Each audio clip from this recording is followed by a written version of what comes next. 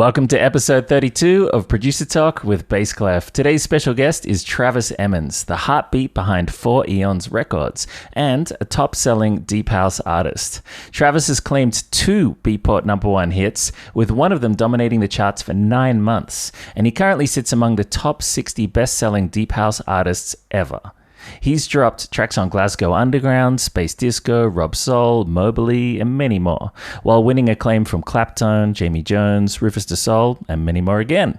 But beyond the studio, he's built his label Four Eons into a genre-blurring label, blending disco, jazz, hip-hop, and more into hypnotic deep house journeys. Now, as a sought-after mentor, Travis trains producers in remixing, songwriting, DJing, and business through our school at baseclef.com. And today, he's going to share real advice from the front lines. So stick around to learn what makes a track stay at #1 for nearly a year, how his knack for fusing genres shaped the Four Eon sound, the most common production mistakes he fixes with students, how DJing at mansion parties in Los Angeles taught him some business lessons. And if you're looking to level up your deep house sound, finish more tracks, and learn mentor-tested strategies, this is your episode. So, welcome to the show, Travis. It's great to have you here, man. Thank you. It's good to be here. It's long overdue, I think. We were just saying before, we probably should have done this ages ago. But I think it's great that we got you finally on here now, and hopefully we can make this regular, because we've known each other for a long time, right? Yeah, man. One of my very best friends, for sure. Likewise, brother. Likewise, brother. And we've done a bunch of music together and a bunch of shows. And I feel bad that we haven't. We got to have you on here to tell your story so people know the full thing. Yeah, no, I'm definitely down. Let's do it. My first question is for everybody then. How did you first get into music and DJing? And was there a defining moment that pulled you in?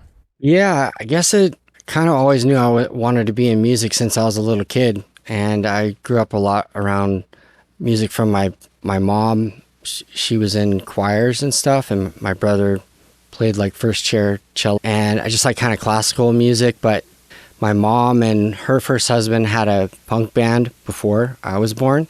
And I kind of was into rock and all different kinds of music, learned to play piano a little bit, 7, 8 years old. And then, yeah, really getting into DJing was when I started working in nightclubs, started throwing parties like in Vegas. I wasn't very much longer after I was doing like promoting there and running promotions teams and just putting every fiber of myself into making sure people were there. I just got burnt out, and DJing was the next thing I reached for, because it's always been my passion. And I moved to LA, I want to say it was the summer of 2008. And I just kind of left everything I had in Vegas, and I dove into trying to, work on making music more and focusing on my DJ career. Amazing. Full commitment. What was the thing that made you, though, while you were still in Vegas, go, yeah, I want to do this. This music thing. This is what I want to do. Feel like I wanted to have some purpose in my life where I could help just make people feel good. And like I realized the power of music and just seeing it, control people's emotions and inside the, in the club all the time. And it's pretty crazy if you can, weave something together to create a journey. I was drawn to that, I guess. And yeah, I think that's what made me think, whoa, I think just even getting the chance to play on some of those stages made me realize that maybe this is what I should be pursuing, because I just was so passionate. Gives you a taste, right? So it was like I think that's what it was. And I was working so hard, I was like a VIP host. I managed like 30 promoters full time. And then we had like 20, independent promoters on top of that. And then I was get the chance to DJ in the club at the end of working all day. And and I got my first like shows in Miami during that time, and that really gave me the taste of like going traveling and DJing. And I came back and I was just so burnt out from everything else, and I basically told him I'm going to quit and just focus on DJing. Good move. Yeah. But yeah, I mean, that was a long time ago, and a lot of ups and downs since then, and moved around. But I think the one common thing is just not giving up too. Yeah, it's crazy. So often said, and it seems like just such a, platitude when people just say the same thing all the time. I might be saying the wrong thing there. I don't know. But it's so true. It's so true. They're really just not giving up. It makes so much difference. And I know what you mean, man. When you get that taste of it, whether you're behind the decks or even maybe if you're in front of them, you're out there dancing and you get that first experience of it, it hooks you, man. It definitely hooked me too. So yeah, I know what you mean. And I love how you've carried that passion through in all your music that you make and in your teaching as well too. Although you did a lot of training yourself, right? You've been through SAE, IO Academy, trained with people like Mike Monday, Yep. Il Gates, and others as well too. How did that shape your approach? I mean, each one of them I've kind of picked up different things from, and I think affected me to this day, you know, like the way I think about things, like methodically, I think. And it's helped me never get stuck. I think that's for sure. And just teaching at the same time is helping people identify what's slowing them down or you know, getting to the point where they're like, okay, this is as far as I can get. What do I do next? Yeah, so true. So many people often talk about getting stuck as well, right? And I mean, would you recommend training to other people? Then I'm guessing yes, yeah. For sure. I mean, yeah, a lot of what's getting people stuck is workflow. You know, they have the things that they're good at, but maybe they have their weaknesses too, and they wait for those things to be last usually. But I think it's all mostly just the big picture stuff. If you can really nail the big picture, like sound selection and composition and hook, then the other stuff is easy, and people always want to do the other stuff too soon. So true. So I think that's what you just said is so true, and it comes from I'm guessing, you know, years of experience and clarity and knowing what things actually move the needle, what things make the difference. And for a lot of people that are starting out, or if they haven't done training or worked with a teacher or mentor or anything, sometimes that's really confusing. About they might assume that everything helps, you know, and they might make that mistake of watching every YouTube video and trying to apply every single tip with an equal amount of passion, but they don't all pay off the same. There's certain things that absolutely help more than others, and knowing what they are and how to approach them and in what order, that system, that makes a difference, right? For sure. And it stops you from painting yourself into a corner or being attached to something that isn't going to help the song at the end of the day, and you're going to have to get rid of it anyways. Yeah, so that ends up saving you time and making you happier, right? But what would you say, what were the turning points that took you from all that learning to truly leveling up? Turning points. I would say recently had a pretty big one just by putting myself in an uncomfortable position. Like I got an offer to play vinyl in a Las Vegas restaurant. Oh yeah. On the Strip. And it wouldn't be house music. And that's like the first time I've, you know, taken a residency with not being house music. But because of that, it kind of forced me to be like, okay, what do I play? What would I play? And how would I approach this? And it made me dig. And it made me fall in love with different styles of music and like finding the perfect song to play, kind of thing. And to every one type of crowd, maybe there's, you know, it's a 5 o'clock dinner crowd, and sometimes it's, you know, older, very nicely dressed people. You know what I mean? Like, how do you complement that moment? And it made me, I definitely like reach for Sade or Chet Faker, Massive Attack, you know, like more chill but like soulful. And I mean, I could keep going more and more, but yeah, it just like made me be way more versatile, and made me actually realize more what kind of, and now I'd say more into singing and songwriting more than I ever have, and putting that in as a part of, because was always kind of my weakness. I've always been like a sampler, but now I don't know, I've been around music so long, I feel like I want to start writing songs. Amazing. You know? It sounds like it challenged you and pushed your comfort zone, and it made you actually grow and take you towards something new you wanted to explore, yeah? Yeah, I mean, I feel like, you know, as an artist or a human, you just want to evolve after a while. You like different things, and I feel like more and more I'm into slow and just I like fast stuff too. I just think everything has its place, but I like kind of exploring outside of just house music. You know, I like soul and R&B, not all R&B. You know what I mean? I'm still picky and selective, but you know what I mean? Like, and definitely jazz influenced newer things, electronic music, very influential to me. I love that stuff. Amazing. No, I know what you mean for sure. Yeah, I like all styles as long as they're good. As long as they're done well. And it's amazing that you're getting into all that stuff, and you've been doing this for a long time, and you're still excited about it, still exploring things, even with so much success you've had as well too. Like let's talk about that number one Beatport hit, the big one that you had for like 9 months. Tell us about that track and what was special about it. Well, that track was born like 4 a.m. After a long studio session, just being like kind of hitting the wall a little bit with whatever we were working on. And I said, I just want to make something for fun. Ooh. Like, I want to make something to play that everyone's going to want to play. Important. And I made it in like 2 hours. So I was still there till 6 a.m. But I knew I had something. I just kind of made this sketch, and it was I was at my friend Brett Rubin's studio, and we were working together when it was just like, it just popped up, like kind of like, let's just do something for fun. And he ended up playing at his New Year's. He has a New Year's party on Terrace, and it's like 9 a.m. when he plays it, and the whole place lights up. And he took a video of it and basically posted it on social media. And then that's when Hatiris saw it and was like, man, that's a huge track, the number one track. He's like, you should have Trice re-sing it, because he already knew Trice and he's Brett's friend.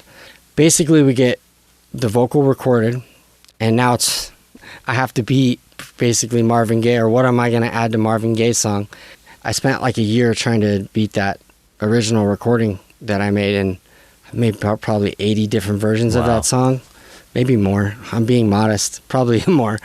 And eventually I ended up kind of just going back to what it was in the beginning. And the thing that really set it off was I recorded a lot of live instruments for it. Like my friend Jonathan Williams, shout out Jonathan Williams from OPM. He brought over like Whirler and like all sorts of old, vintage keyboards and stuff. And we recorded, a lot over the years, and not over 1 year. Maybe we recorded like 4 times, but none of them were like, it just wasn't making me excited, I guess. Like for a little while it wasn't hitting, but he had done it. So he'd played on the song a bunch.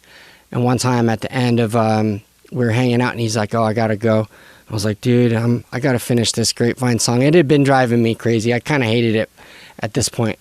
And he's like, all right, one more take. And he just jaw-dropping solos over the whole freaking track, and I'm just like, geez, there's definitely something in there. So I took that, one long take of him just soloing over the track, and I edited it up like the jazziness to it, and it just, to me, gave the whole track a new life, and I was super happy with it, and Brett and the label, Trice, like everyone was pretty happy with it, and we thought like, man, I think we might have something here. Amazing. Was it already signed at this point, or was it signed later? No, it was signed. They wanted it from the New Year's Eve video. Wow. So like they've been waiting for it for that long, and I just wasn't gonna I didn't want to put out a dud. Well, I mean, it's tough when like it's a Marvin Gaye song. It's a recreation of his like, track. Like you're gonna give it full respect, right? Yeah, exactly. Like what can I do to put my, I don't know, how can we improve upon this greatness? But you did, man, and it clearly the results prove it. It was at 9 months, number one on Beatport. That's incredible. Yeah, I guess still, if you look on BeatStats, it says it was the number one track for the whole year. Oh, it was the whole year. Oh my God. So in 2021, wow. Yeah, if you go to 2021 on Deep House or the Hype chart of Deep House. I still hear it everywhere. Everywhere I go, anywhere they're playing Deep House, they almost always play your track. Crazy to me. I remember when the first one hit number one was the Like Being Stoned, and you walked into the W, and that was a crazy, surreal moment for me. Like, because you're in Barcelona and I'm in LA, and you're FaceTiming me. They're playing your track bro. Here, and that was crazy. It's amazing. Yeah, that's when things started like realizing, whoa, we could this is possible. It's and it's so amazing that the core of it came about in 2 hours, and I think from that of wanting to write something that's fun and something that everybody would want to play. I think even most importantly, something that's fun for you to do as well too.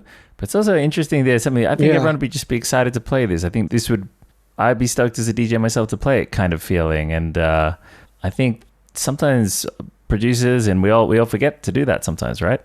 Yeah, I think that's how all my tracks have ever started. I always, I want something to play, like this. Yeah, do you have any tips you could do you have any tips that could pass on about what maybe it takes to write a track that connects and has longevity? I mean, maybe I'm answering my own question. Maybe it's just what we're talking about, unless there's something else. I mean, I want to say it's something that, first of all, that you really believe in, so it's authentic. And I would say, it's all, for me, the timeless thing is making it not feel like super modern, I guess, or like it trying to be like something today. Go more for like a timeless thing where it could feel modern in some other ways, but I don't know. I think the timeless vibe is what I've always been after. Like that's what Four Eons stands for. It's just timeless. Yeah. And it's also my last name with no M's is the Eons thing. And, I just thought when I had that, I've been thinking of what if I was going to do some kind of brand, what would it be called? Or it was actually spurned from DJ names. I had a list of starting another DJ project. And eventually, I was like, I just keep my name, I guess. But I think it works perfect, man. It works perfect. And you've done so much DJing, and I would say you're an amazing DJ as well too. You played everywhere from LA clubs, all over America, to and the world as well too, really. But you've done a lot of like crazy Hollywood mansion parties and stuff too. What would you say, in your opinion, makes a great DJ? Being well versed and obviously in music, but also just being super prepared and organized. I think staying ahead of what's going on and reading the room, but like trying to be excited about like what you're going to play in like 3 songs. Yeah, being 3 steps ahead. I think those are the ones. Yeah, always being 3 steps ahead and just setting yourself up. But yeah, I think that's what makes a great DJ is obviously having great music and playing great music, but playing it at the right moment. That's what totally right. It's like you say about reading the room, because I mean, you could load up a playlist on Spotify with great music, but who says it's the right music for that moment and for those people? And that's what we I think still for now, we need a human for that. Mm-hmm. Yeah. And I think taking them on a journey and also playing like the whole thing of playing at the right moment. But what was I going to say? Just had it. Plug it. At the right moment. But playing like the soundtrack for the time of the day and the setting and all those things. That's what I was going to say. Is like, you're not playing something completely off for like what kind of setting you're in. I think that also trying to think of it like almost like a movie, like you're playing the background for that, right? Setting. Yeah, exactly. It needs to be the right vibe for the place, the setting, the emotion, and the people. I mean, a lot of things have to come together to pick that right song and to continue them in the right journey. Yeah, for sure. And it's just like making music. One song could totally mess everything up. One sound could completely change the genre of your song. Yeah. Or like one, bloop. And then all of a sudden it's not the same genre. Exactly. And suddenly it feels like a different thing. Do you find DJs or do you find your DJ sets influence your productions or vice versa? 100%. Yeah, I think that's where a lot of my ideas are born. But even just hearing something on or like in a movie or a documentary that or a noise, you and I definitely have some weird sound effects things that we've sampled over the years. Yeah, I just heard that song and I was like, man, Yeah, my purples. That's another new one.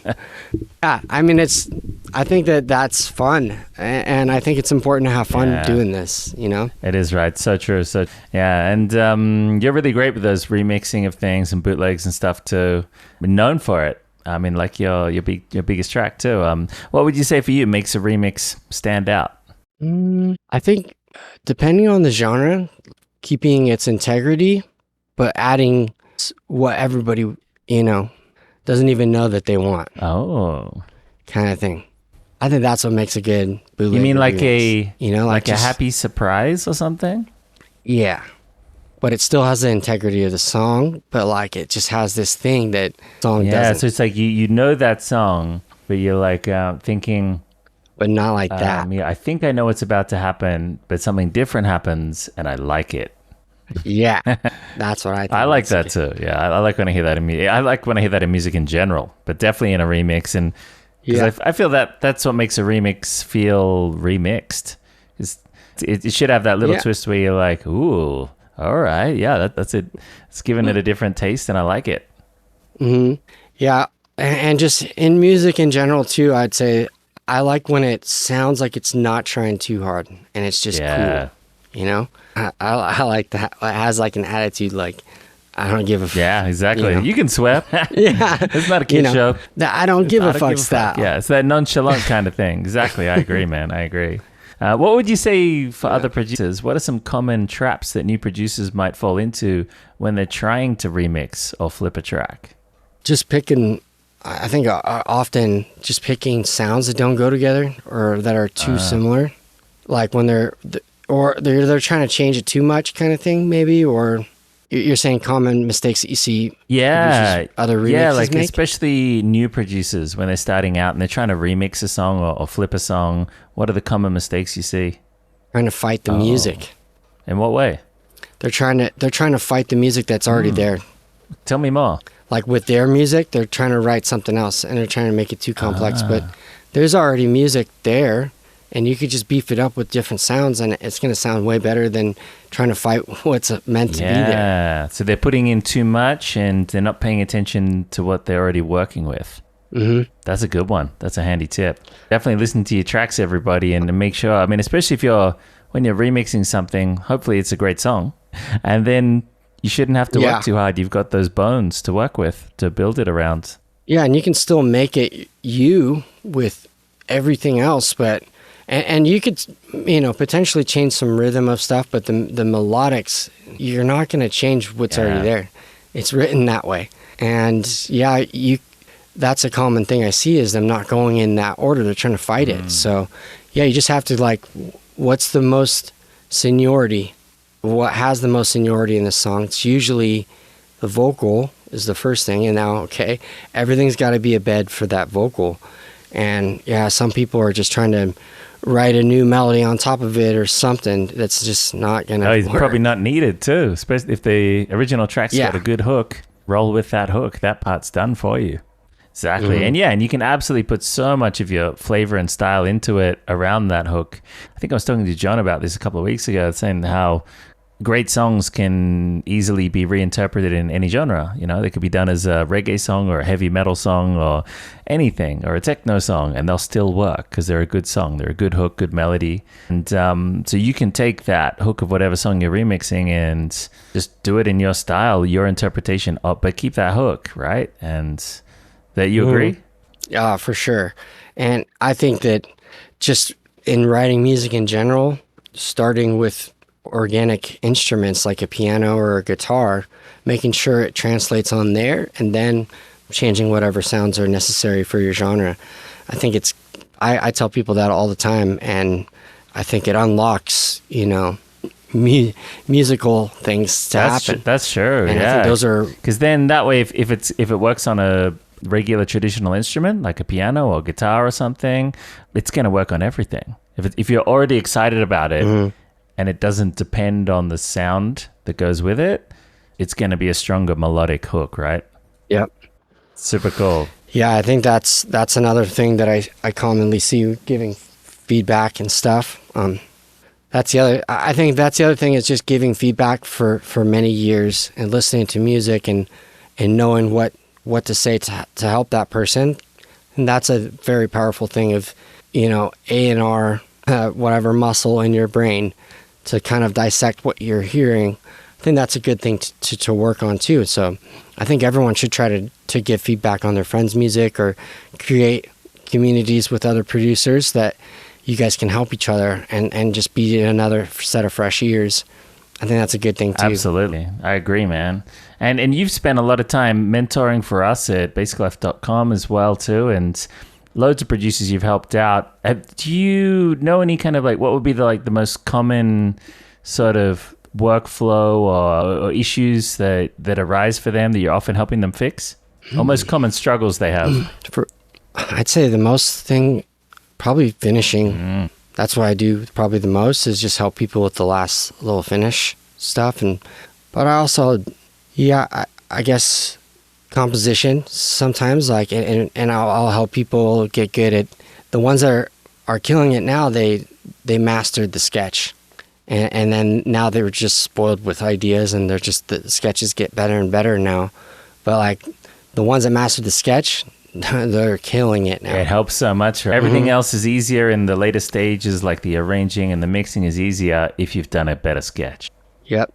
Yeah, so that I think that those are the, and then the finishing stuff is kind of becomes the fun part, because it's not as complicated, and that you have everything is tackled in the first part. So yeah, it's just like kind of spreading out, and I think that's the reward is like arranging. That's the secret, right? Everyone's looking for how to have better mix downs and do everything quicker and finish more songs, and I think a lot of it, I mean, there's many reasons, but a lot of it is that if you start strong, if you start things the right way, everything else is easier and better. Yeah, for sure. I think that, people are trying to get to the end too fast sometimes. Yes, I don't know. Exactly. But there's, because like obviously you want to finish music fast, but the first beginning steps are the most crucial. Yeah, and I know exactly what you mean. I see it a bunch, and when I was starting out, I'm sure I was guilty of it too, where you would get some bit of a vibe going on your song, a few parts written or something, and you're like, all right, let's pull out all the plugins, let's do this, let's cycle through 1,000 different snare drums and test all these new plugins and do all this stuff, and suddenly the vibe goes, and you're all distracted, and you jump in too far ahead in the process. You're not spending enough time on what you're meant to be doing right now, which is simply writing a really damn good sketch with really good musical ideas, and trying to just simply pick the best starting sounds possible. Yeah, filling all the frequencies and instruments with different but complementary things. And like what you were just saying, that's definitely right. Is there any why are you gonna when you're working go to with sorry to cut you off, man. Is there any piece of advice you find yourself repeating to students again and again? I'd say probably that there's too many things going on sometimes. That's a pretty common thing. Definitely. Too many things going on and making things too complex. I often joke when I'm working with somebody and talk about this stuff too. I say, I've never had to tell anybody that they need to make their stuff more complex. That's never happened. Yeah, I mean, sometimes there might be one thing missing that's common because they've stripped back too much, and I'd be like, maybe there's some pockets in some either the top, middle, or low end groove, and I think that maybe that would be one. Yeah, maybe they're missing a certain percussion or something, or a big one. Do they have a hook? Yeah. Often a lot of people don't have maybe they just haven't been. Many people haven't been explained what a real hook is. That's why they often don't have them. But when you understand, because I think there's a misconception that people think hooks have to be cheesy, which is not true. You can absolutely have cool hooks. No. It's just you need to know how to do it. And a really cool hook, you don't even know it's there. But you remember the song. Exactly. Yeah, that's what I'm saying is like you don't realize you're being hooked. It's just you like that's it. That's the way. But I never have to tell people your song is too simple, it needs more complexity. I never have it. You need more tracks, more complicated rhythms, more notes. I think it must be just human nature that we tend to gravitate towards a little bit of complexity as we're creating. But it's not human nature in what we tend to gravitate towards that we like and that pleases us. So there's this disparity between often what we're creating, at least in the earlier stages of our artist career, and what we enjoy, what we're listening to. And I think it's that awakening of realizing how simple this stuff can actually be, you know, and how it can often make it better. Yeah, I've had some really good songs with 4 things, 5 things going on in it, and it's crazy effective, you know? And I think that that's a testament to, I mean, I always say, think about before in the 60s, 50s, they didn't have, you know, the technology we have today. And they made some really good working music. on like 4-track tape recorders and bouncing. Some big hits were just done with like one mic and that's it, and not even any tracks. And they just moved. Yeah, you're a bit loud. Move further away. That was it. That's how you would mix people. Yeah. So I think that's often when I'm mentoring somebody, or they're usually newer, or they're trying to figure out what their sound is, kind of thing, and they're experimenting. I mean, a lot of times what I see is like you don't need that much. Like, this is more than one song. Yeah, in this idea that you have. Totally. Yeah. Let's switch gears for a minute and I want to talk about your label, because you got this awesome label, Four Eons, and so many good tracks coming out. I saw a new one just go up for release the other day, actually. What made you want to start the label, and what's the vision behind it? It's really just like a passion project and a vehicle for me to release some tunes that, you know, that I'm proud of, and also lift up people I work with, and because you've released a few of you've done some collabs with your students even as well, right? Yeah, a lot of them are just people maybe I given feedback to that maybe aren't necessarily a student, but yeah, and just even some friends or DJs, things like that. Yeah, the new one is called Get Money, and I think it's really fun. It's with my friend Justin Bain, but he plays like gospel in New York, and just one of my friends from Burning Man, actually. How would you describe the sound of the tracks you release on the label and sort of the look and feel of the vibe?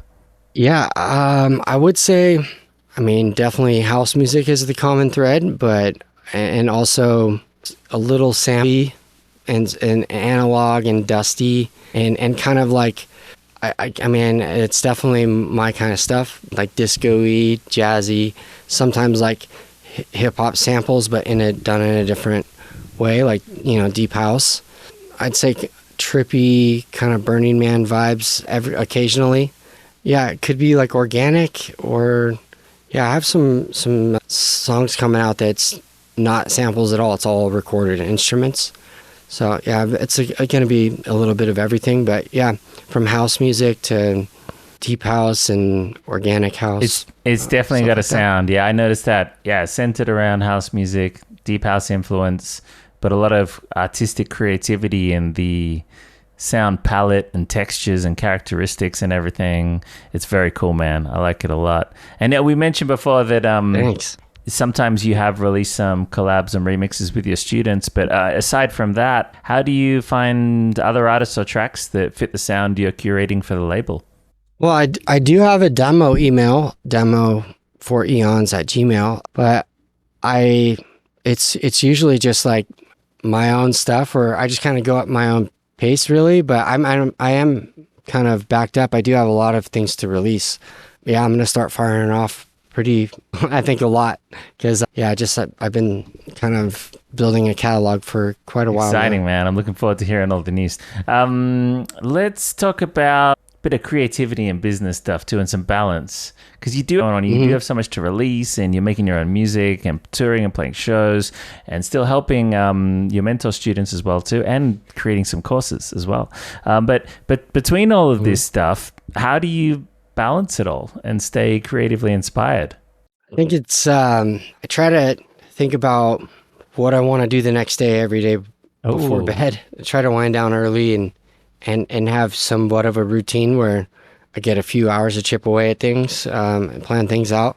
I think that's important to mentally think about what you did today and like what you want to do tomorrow at the end of the day.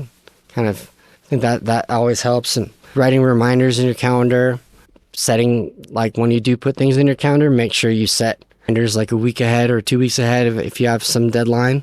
I think that really helps. Going for walks, breaking it up. Get outside.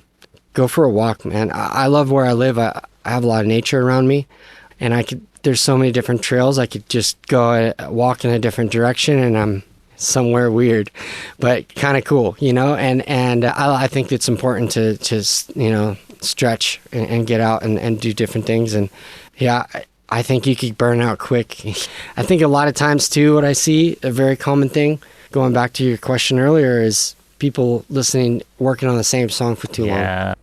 That is like far away to wear your ears out, just make your ears tired, and you just like the change, and like you're not making good decisions anymore. You lose perspective, right? I think after and after like 4 or 5 hours, like if it's not, like you change your life, like maybe shelf it or strip it for parts, and so the next one that you have the things that you did in that didn't go to waste.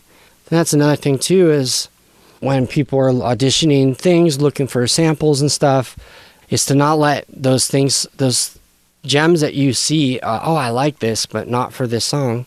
Like, don't let those moments slip through your fingers. If you're organized and you're favoriting them and you're adding them to collections and say, oh, this one is disco-y or this one is, and you make that kind of thing later on, you have your own curated folder to go back to.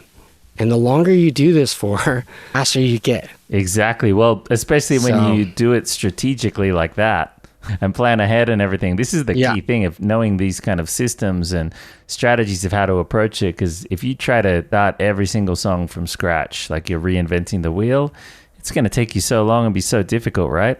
Yeah.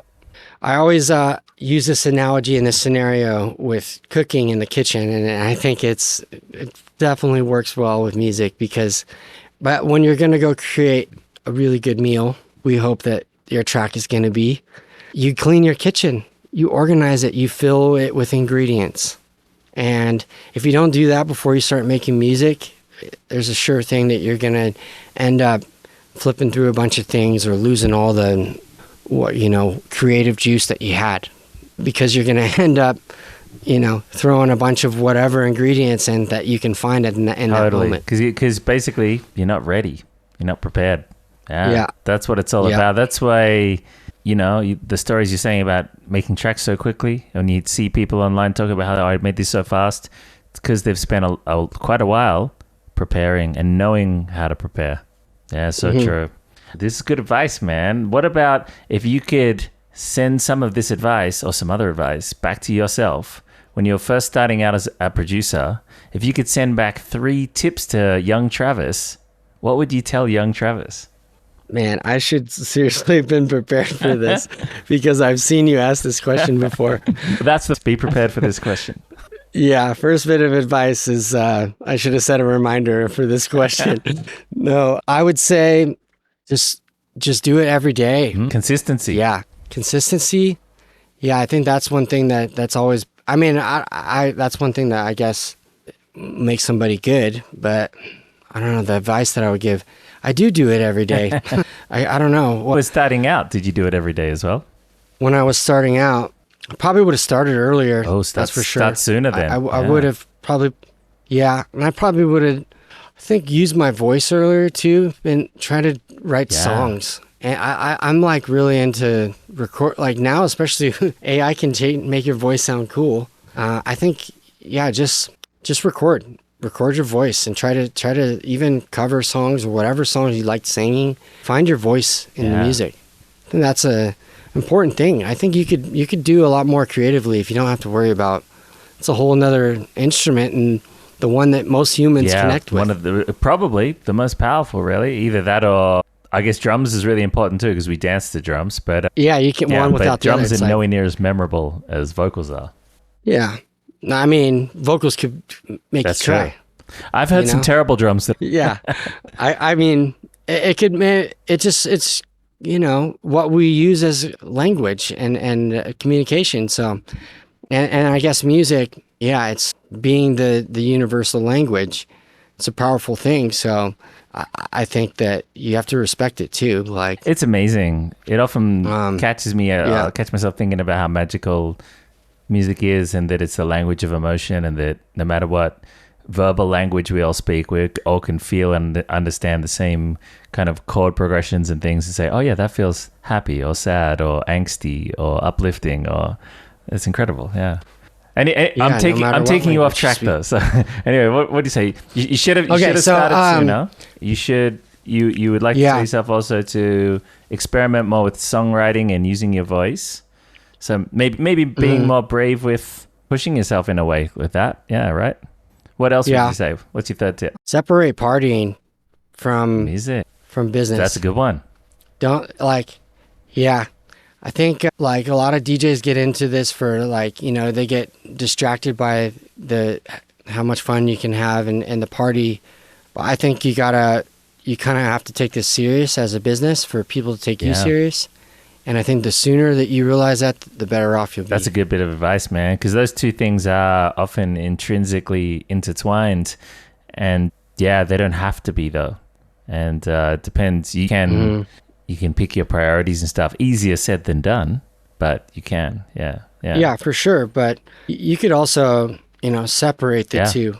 You know, you don't you know, party where you work. Exactly. I think that's pretty smart. Yeah, I mean, like you said, easier said than done. And I know that's what attracts people to a lot of this, but I don't think it should, you know, because it's not sustainable. Exactly, man. So that's some really good advice. Yeah, that's a good one there. So, I had to at least have one real one. They're all real ones. I'm just saying. Tell us about what you're working on right now. Especially you touched on before this new album and new project as well. Yeah, I recently got a lot closer with Dr. Jimbo now, as we created a new project. He is a poet and a visual artist, and we're taking some songs that he wrote, you know, 40 years ago or more, and sometimes, you know, in the late 60s and early 70s, you know that, you know, they're pretty trippy. So like some of his poetry is very trippy, which I connect with, and he's gonna have a full album, and we're gonna have some collabs and stuff. But yeah, we have about 16 songs now the past 6 months. Yeah, it's exciting. I feel like some of this is the best music I've ever done. I've heard a few of the tracks, and his vocals are amazing, and the songwriting's really cool too. I thought at first that, like, did you sample this from some recording back in the 70s or something? But that's the guy, right? Yeah, I think that's also it. Is his voice is so cool. It's kind of, his spoken voice is kind of Jim Morrissey, like kind of Doors, like spoken word, kind of cool, meditative. He's a Buddhist, so he also, some of our words there's some hidden meanings and messages in the music. It's pretty cool. Amazing. I'm super excited to hear more of that as well too. And you've got releases coming out obviously on Four Eons. We touched on that. So I'm assuming there's a bunch of Travis Emmons deep house tracks coming out too. Yeah. Yeah, I definitely have a big catalog that I'm going through, and I'm like finishing off my favorite ones.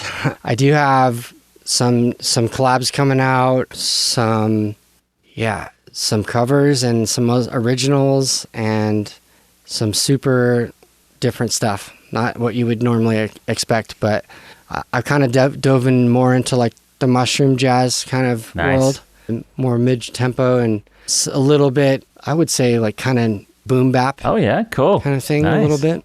I love that kind of stuff. Amazing, man. Amazing. Well, where's the best place for people to hear that kind of music and to follow you and learn more about what you're up to?